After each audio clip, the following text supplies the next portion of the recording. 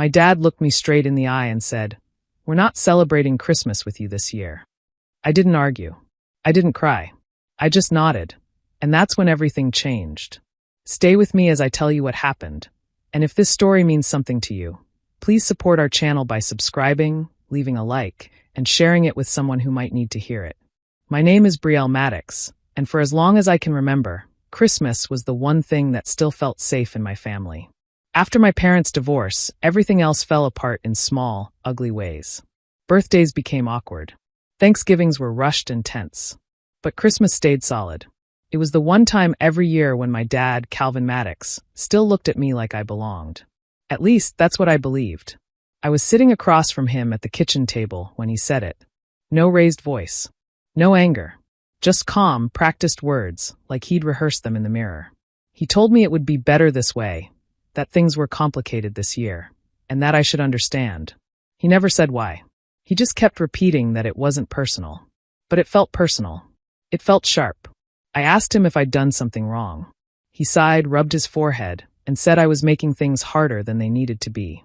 That I always did that. That hurt more than the words themselves, because it sounded like a script he'd used before. Like he already knew how this conversation would go.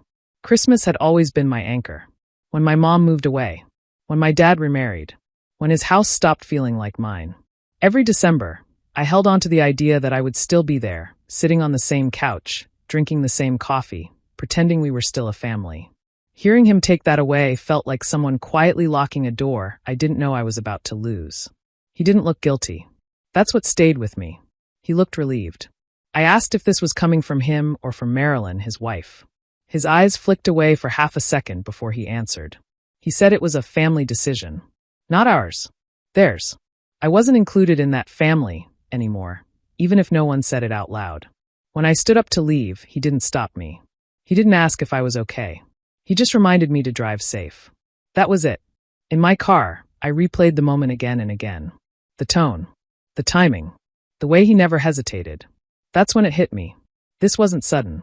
This wasn't a last-minute change of plans. This wasn't about space or stress or logistics. They had already decided. They had planned a Christmas without me long before I ever sat at that table. And whatever the real reason was, I knew one thing for sure. I wasn't just uninvited. I was being erased. When my dad married Marilyn, I told myself things would settle with time. I was old enough to understand adults made choices that didn't always feel fair, and young enough to believe love could stretch without breaking. Marilyn was polite at first. Not warm, not cruel, just distant, like she was measuring how much space I would take up in her life. Her daughter, Talia Reed, came with her. Talia was younger than me, softer around the edges, and quick to smile when adults were watching. At first, I thought we could be something like sisters. I shared my room when she stayed over. I gave up the bigger slice of cake. I laughed at jokes that weren't funny. I wanted her to feel welcome, because I thought that would make me welcome too. It didn't work that way. The changes were small enough to ignore at first. Marilyn remembered Talia's favorite snacks but forgot mine. Family photos slowly shifted, so Talia stood closer to my dad while I ended up at the side. If Talia was tired, plans changed. If I was tired, I was told to push through it. My dad always had a reason. Marilyn didn't mean anything by it. I was being sensitive. Talia needed more attention. I swallowed it all to keep the peace. Holidays made it clearer. Christmas mornings used to start early, just me and my dad in the kitchen, coffee brewing while the house was still quiet. After Marilyn moved in, those mornings changed. Talia slept in, so we waited. The music changed. The traditions shifted. Stockings were rearranged. My old ornament stopped making it onto the tree. One year, I noticed my name wasn't on the gift tags until the very end. Another year, my favorite dish was replaced because no one really eats that anymore. I told myself it was normal. Families grow. Traditions evolve. That's what people say when they don't want to admit they're being pushed aside. Talia never asked me how I felt. She didn't have to. She was busy becoming the daughter my dad proudly showed off. School events, birthdays, casual bragging to neighbors. Her name always came first. Mine, if mentioned at all, felt like an afterthought. There were moments I should have spoken up. Like when Marilyn joked that Talia was the real Christmas spirit of the house. Or when my dad told me to be more flexible because I was older and should understand. I nodded every time. I didn't want to be difficult. I didn't want to lose what little space I had left. But over the years, that space kept shrinking anyway. By the time I was no longer included in Christmas planning, it didn't shock me as much as it should have. It hurt, yes, but it also made something painfully clear. This wasn't new. This was the end result of years of quiet replacement. Sitting alone later, I asked myself a question that wouldn't leave me alone. When did I stop being someone who belonged in my own family? I waited 3 days before calling my dad. I needed space to calm down, to convince myself there had to be an explanation that didn't make me feel disposable. I told myself that if I spoke to him privately, without anyone else around, he might finally be honest with me. When he answered, his voice sounded careful, like he already knew why I was calling. I asked him directly why I wasn't welcome for Christmas. I didn't accuse. I didn't raise my voice. I told him I just wanted the truth. There was a long pause on the line, and then he sighed the way he always did when he wanted to sound tired instead of guilty. He said things had been off between us for a while, that I'd been distant, that maybe I didn't really want to be there anymore, and this was his way of respecting that. Hearing that almost made me laugh. I reminded him that I was the one who always called first, the one who asked about plans, the one who tried. He brushed that aside and said relationships worked both ways. That I was an adult now and shouldn't expect everything to stay the same. Every sentence felt designed to make me doubt myself, like I was remembering my own life wrong. Then I heard her. At first it was faint, like a whisper carried through the phone. Marilyn's voice, sharp and controlled, feeding him lines. I couldn't hear every word, but I heard enough. Don't say that. Keep it simple. You're making it worse. My stomach dropped. I asked him if Marilyn was there. He said no too quickly, then corrected himself and said she'd just walked into the room. I didn't point out the lie. I just listened. The way his tone shifted. The way his words became smoother, more distant, like he was reading from a script she'd written. Then he muted himself. He must have thought he did it fast enough. He didn't. Through the silence, I heard Marilyn clearly say, "You don't need to explain yourself to her. This is how it's going to be now." And my dad answered, "I know. I just need her to stop pushing." I froze. There it was. Not confusion. Not stress. Not a misunderstanding. A decision. A permanent one. I wasn't being given space for one Christmas. I was being pushed out of their lives in a way that wouldn't disrupt their comfort. When he came back on the line, his voice softened again. He started talking about time apart, about things settling eventually. I realized then that none of it mattered. Every word he said was meant to quiet me, not to fix anything. I didn't argue. I didn't ask another question. I cut him off mid-sentence and said, "I understand." He sounded relieved.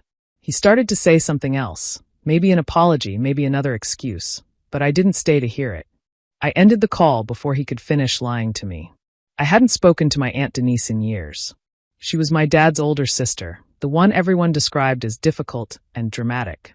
Growing up, I was told she caused problems and didn't respect boundaries. After my mom passed, she slowly disappeared from family gatherings, and I never questioned why. I just assumed adults knew better than I did. After the phone call with my dad, something pushed me to reach out to her. Maybe it was instinct. Maybe it was desperation. When Denise answered, she sounded surprised but not cold. She asked me how I was, and for the first time in weeks, I told the truth. I told her I wasn't invited to Christmas anymore. There was a long silence on her end. Then she sighed and said, "So it finally happened."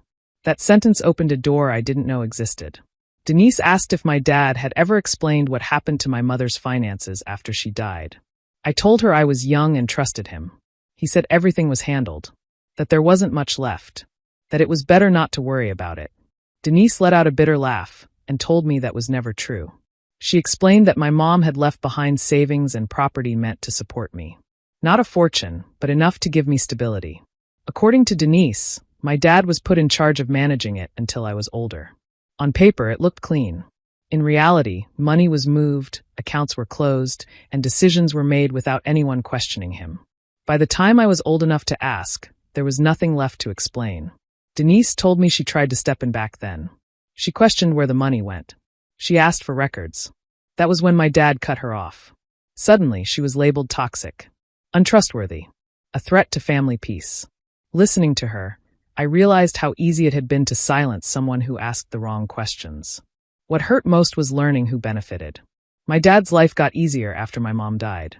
The house was paid off. Debts disappeared. Marilyn entered the picture not long after. Their comfort wasn't built from nowhere. It was built on something that was supposed to protect me. The pieces started fitting together in a way that made me feel sick. My exclusion from Christmas wasn't emotional. It was strategic. Denise told me that recently, questions had come up again, about paperwork, about records that couldn't be ignored forever. Keeping me at a distance made things simpler. No holidays. No conversations. No risk. I thanked Denise for telling me the truth, even though it hurt. When the call ended, I sat there shaking, replaying everything she'd said. My dad didn't push me out because I didn't belong. He pushed me out because I knew too little. And now that I was starting to see clearly, I understood the real reason I was uninvited. It wasn't about Christmas. It was about protecting a secret they never thought I'd uncover. After everything I learned, the emotions didn't come all at once. They arrived in waves. Grief hit first. Not just for my mom, but for the version of my life I thought I had. Then anger followed, sharp and exhausting. Finally came humiliation. Realizing how long I had been standing in front of people who never intended to give me what I was asking for. I started looking back at my own behavior with painful clarity. How often I called first. How often I apologized just to keep conversations going. How I accepted short replies, missed invitations, and awkward silences like they were normal. I had told myself love required patience. What I was really doing was begging for crumbs and calling it effort. I remembered birthdays where I adjusted my plans to fit theirs. Holidays where I lowered my expectations so no one would feel uncomfortable. Every time I felt hurt, I softened it before speaking, afraid of being labeled dramatic or difficult. I had spent years shrinking myself so I wouldn't be abandoned, only to be abandoned anyway. So I stopped. I didn't announce it. I didn't make a speech. I simply stopped reaching out. I didn't check in. I didn't send reminders. I didn't try to smooth things over. When days passed without messages, I let them pass. When weeks followed, I stayed silent. It was unsettling at first. Silence has a way of forcing you to sit with things you've avoided. But it was also calming. For the first time, I wasn't performing. I wasn't trying to prove I was worth keeping around. They noticed, eventually. My dad sent a short message asking if everything was okay. I didn't respond right away. Marilyn didn't contact me at all. Other relatives mentioned I seemed distant. No one asked why. They assumed I was sulking, or trying to make a point. They mistook my silence for weakness, like I'd finally given up. In reality, I was paying attention. Without the noise of constant disappointment, I started thinking clearly. I reviewed old emails. I reread messages I once brushed off. I began gathering details instead of excuses.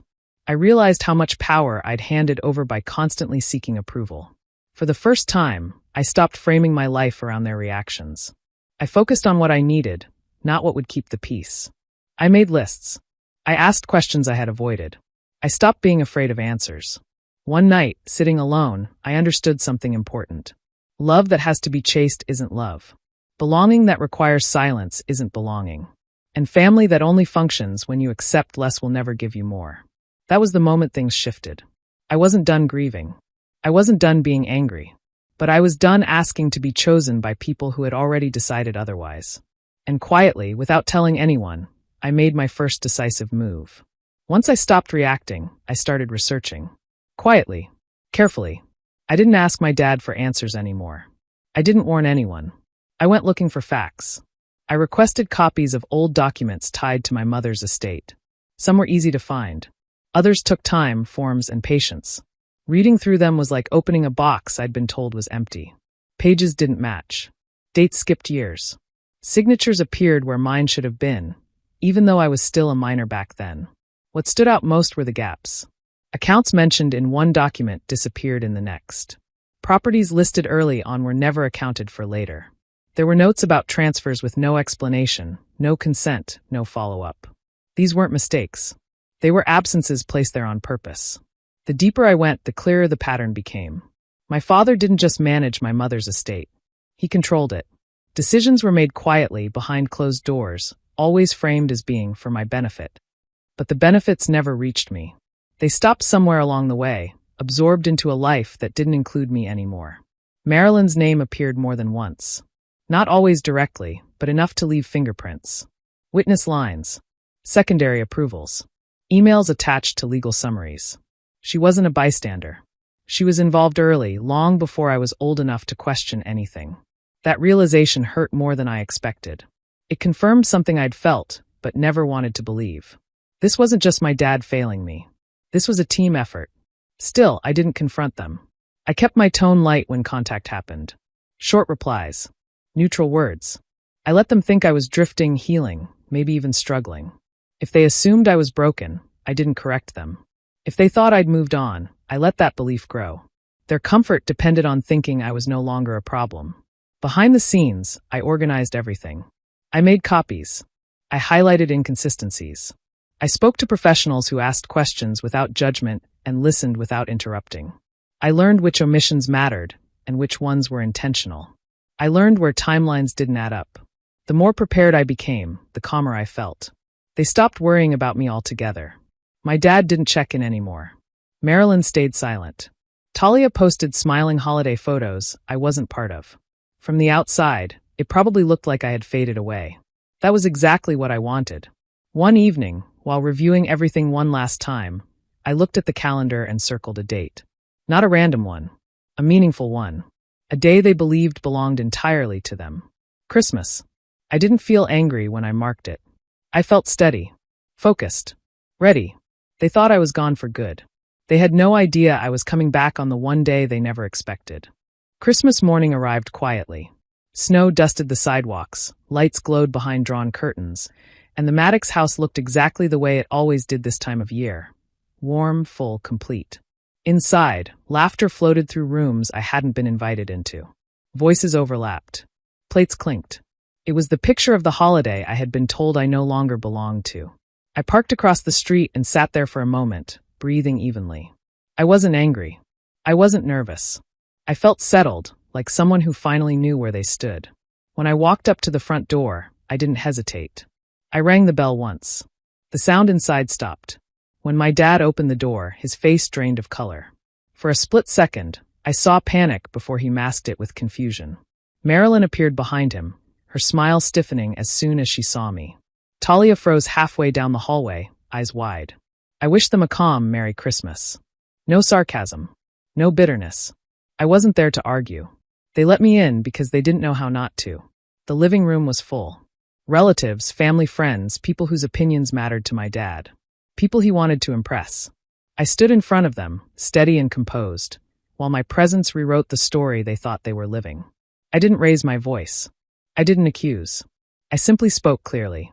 I said I had come to retrieve documents that belonged to me.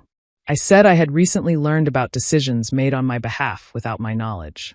I referenced details, dates, accounts, transfers, just enough to make it clear I wasn't guessing. I wasn't confused. I knew. The room shifted. Someone asked what I meant.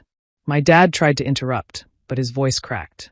Marilyn stepped forward, defensive too quickly, denying things no one had accused her of yet. That alone told everyone what they needed to know. I continued calmly. I explained that Christmas wasn't the reason I'd been excluded. Money was. Silence followed each sentence, thick and uncomfortable. I watched faces change as understanding set in. This wasn't family drama. This was something deeper. Something deliberate. My dad looked smaller than I'd ever seen him. He tried to explain, but every word sounded hollow. Marilyn stopped speaking altogether. Talia stared at the floor, realizing her comfort had come at my expense. I wasn't there for apologies. I wasn't there to be welcomed back. I said I would be following up formally after the holidays. That this conversation wasn't about forgiveness. It was about facts. Then I wished everyone a peaceful day. No one stopped me as I turned toward the door. Behind me, the house was silent. No music. No laughter. No celebration. Just the weight of truth settling into a room that had been built on pretending. When the door closed, the sound echoed louder than any argument ever could. And for the first time that Christmas, no one knew what to say. The fallout started before the day was over. I hadn't even reached the end of the street when my phone began to buzz. Missed calls. Messages stacked on top of each other. I didn't check them right away. I already knew who they were from and what they would say. By evening, the tone changed.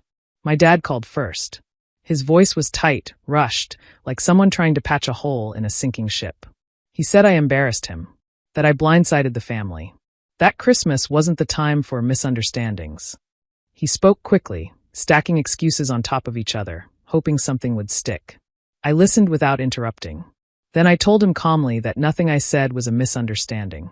I reminded him that facts don't change just because they're revealed at an inconvenient moment. He shifted tactics immediately, saying we could talk privately, handle things quietly, keep it in the family. The same words he'd used for years to keep everything hidden. Marilyn didn't wait as long. Her message was sharp and defensive. She accused me of twisting the situation, of creating drama, of attacking her character. She never denied her involvement. She focused on how it looked, not what she'd done. That told me everything. Talia reached out last. Her message was short and unsteady. She said she didn't know things were that bad, that she never meant to hurt me. For the first time, I heard confusion instead of confidence in her words. I realized then that she was finally seeing the cost of what she'd been given so easily. I replied once. To all of them. I said I wasn't interested in apologies without accountability. I wasn't looking for explanations that changed depending on the audience. And I wasn't willing to rebuild relationships on top of lies that had already stolen enough from me. That message ended the conversation. They tried again over the next few days. Calls, voicemails, relatives reaching out on their behalf. Some wanted peace. Others wanted me to smooth things over so the tension would disappear. No one asked me what I needed. They asked me to be reasonable. I stayed firm. I made it clear that reconciliation wasn't off the table forever, but it wasn't possible without honesty and consequences. Silence followed that boundary, the kind that shows you who was hoping you'd fold. As the days passed, the urgency in their voices faded. Damage control has a shelf life. When it stopped working, they stopped trying. I felt lighter than I expected. Walking away wasn't dramatic. There was no final argument, no shouted last words. Just a steady choice to stop participating in something that required my silence to survive. Betrayal can't live in the open. Once exposed, it is nowhere to hide. And I walked away knowing that, for the first time, the terms were mine. Life didn't collapse after I walked away. It didn't explode either. It slowly, quietly rearranged itself.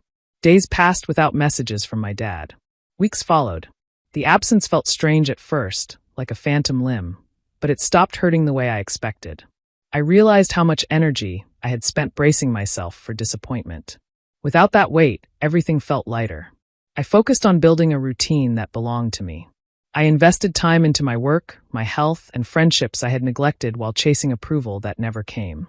People who showed up without conditions became more visible once I stopped chasing the ones who never would. There was no dramatic closure conversation, no heartfelt apology, and I stopped waiting for one. Forgiveness, I learned, wasn't required for peace. Understanding was enough. I understood what they chose. I understood what it cost me. And I understood that reopening the door would only invite the same pain back in. Family gatherings changed permanently. Invitations stopped coming. Connections thinned until they broke entirely. Some relatives drifted away quietly. Others took sides. I didn't argue or defend myself. The truth didn't need my protection anymore. In the quiet that followed, I started asking myself what family actually meant. It wasn't blood. It wasn't tradition. It wasn't obligation disguised as loyalty. Real family didn't ask you to disappear so they could stay comfortable. Real family didn't require silence as the price of belonging. That realization reshaped everything. When the holidays came around again, I didn't feel dread. I felt choice. I planned differently. I created traditions that were intentional instead of inherited. Simple things. Cooking meals I loved. Decorating without rules. Inviting people who made me feel safe, not tolerated. There were moments of sadness, but they didn't control me. I let them pass without guilt. I didn't romanticize what I lost, because I finally saw it clearly. What they took from me wasn't Christmas. It was trust. It was security. It was the belief that love didn't have to be earned. And once I stopped pretending otherwise, I found peace in places I never thought to look. I didn't need them to give it to me. I took it. I used to believe that if I tried harder, stayed quieter, and asked for less, things would eventually get better. I thought love was something you earned by being patient enough. For a long time, I carried the belief that something about me made it easy to leave me out. Now I know that wasn't true. Being excluded didn't happen because I wasn't good enough. It happened because I didn't fit into the version of their lives they wanted to protect. I was inconvenient. I asked questions. I existed outside the story they built to keep themselves comfortable. That was never my fault. I didn't walk away angry. I didn't need to ruin anyone's life or shout my truth from rooftops. What I did was quieter than that. I stopped accepting lies. I stopped playing a role that required me to disappear. I stopped asking people who had already chosen themselves to choose me too. That was the real ending. Revenge, for me, wasn't loud or dramatic. It wasn't about watching them suffer. It was final because it didn't require their participation. I took back my time, my energy, and my sense of worth. I closed the door without slamming it, knowing I would never open it again. I learned that peace doesn't come from fixing broken people. It comes from walking away before they break you too. When Christmas came again, I didn't feel the ache I once did. I didn't replay old conversations or imagine how things might have been different. I woke up in a space that felt like mine. I made coffee slowly. I decorated how I wanted. I laughed without checking who was watching. There was no tension, no rehearsed smiles, no fear of saying the wrong thing, just freedom. I thought back to the moment that started everything. My dad looking at me and saying we weren't celebrating Christmas together. At the time, it felt like rejection. Like something had been taken from me without warning. Now I see it differently. That moment didn't end my place in a family. It ended my belief that I had to accept less than I deserved to belong. It pushed me toward a life where I didn't need permission to exist fully. I wasn't the problem. I never was. And this Christmas, I celebrated without them, not in spite of what happened, but because of what I chose afterward. Do you think Brielle made the right choice by stepping away from her family? Or should she have kept trying to fix what was broken? Share your thoughts in the comments. I really want to hear your perspective. And if stories like this resonate with you, please subscribe to the channel, tap the notification bell, and stay with us so you never miss the next story.